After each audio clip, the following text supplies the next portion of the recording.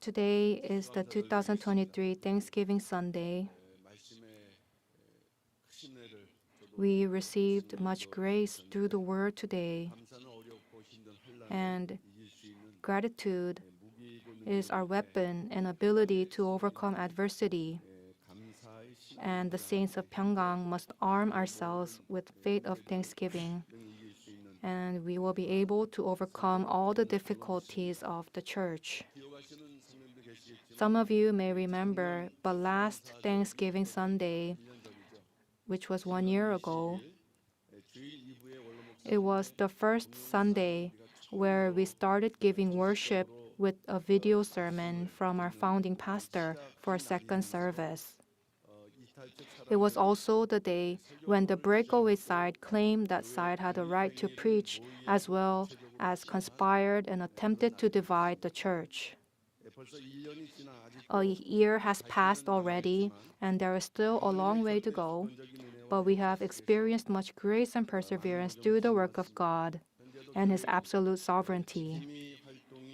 Church keeping is still ongoing, and it is a situation where we must not let our guards down.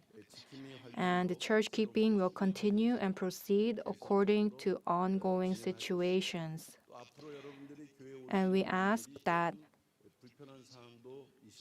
and there may be times where it might be uncomfortable for you to come to church, but we ask that the saints please believe that justice and honesty will prevail, and that you will cooperate with the announcements given by the church.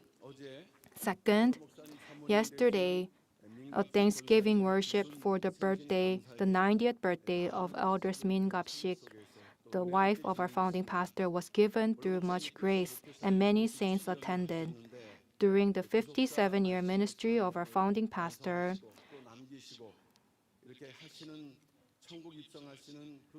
until the day he fulfilled his mission of Word of Redemptive History, our elders has supported him silently at his side or behind him until the day he went to heaven, and that is a true life of a spiritual battle.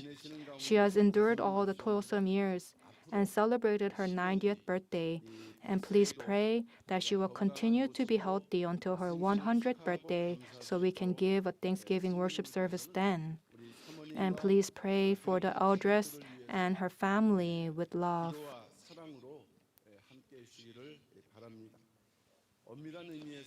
In a strict sense, just as we, the saints of Pyungkang, love and respect the founding pastor, we must also love and protect the family of the founding pastor. We ask for your prayers so that elders and all the family members will live a life of peace and fulfill the mission given to them and live a life of thanksgiving. Lastly, the criteria for the church entry for the repentant attendees of the legal conference. Due to the legal conference organized and attended by the breakaway site during the summer conference, the church gate has been closed since August 1st, and entry has been restricted for those individuals, and the situation continues to this day. However, people who took part in the legal church dividing actions of the breakaway site, there are people who have repented and wish to enter the church. And on November 11th, the Legal Affairs Committee made a church decision regarding the entry of repentant individuals. Currently, the saints of the breakaway side are classified into 3 categories. First, those who only submitted the petition for the congregational assembly. Second, those who submitted the petition and attended the conference. Third, those who submitted the petition for the congregational assembly, attended the conference, and actively participated in church division and illegal activities. During the church announcements, we will explain the procedures for church entry, and this procedure will be followed accurately and strictly.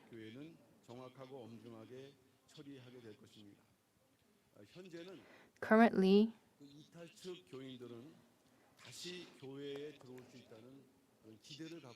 they have the breakaway side, they have the hopes that they can come back into church.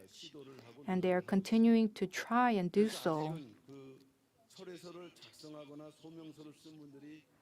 So there are not many people who signed the letter of revocation or written the statement of explanation, but people are inquiring and coming. And this current situation, some feel that Lee Seung-hyun, who is the leader of the breakaway side, gives sermons that are different from one he gave while he was in church, and some have written the letter of revocation. And some turn away because that side, the breakaway side, talks too much about money, and they feel that that is wrong. And there are some that signed the petition for the Congregational Assembly last year without knowing what that meant. And they were put on the list of people that attended the conference by their cell group leader, who paid for the conference fee without their consent. There are several eldresses, and they found out later and came to the church despite their physically ill state to write the letter of revocation and the statement of explanation. What's important, more than how many decide that they want to go back to church, is whether or not they truly repented. This will initially first be confirmed by the ministers in charge of the districts or their departments, and if there is a clash of opinions, it will be referred to the Legal Affairs Committee for a final decision. We ask the saints to please accept that everything will be carried out according to the strict procedures of the church, and we ask for your cooperation with the church's decision so that repentance and its process for anyone will not be ignored, and that there will not be a single person who is hurt by the saints. Thank you.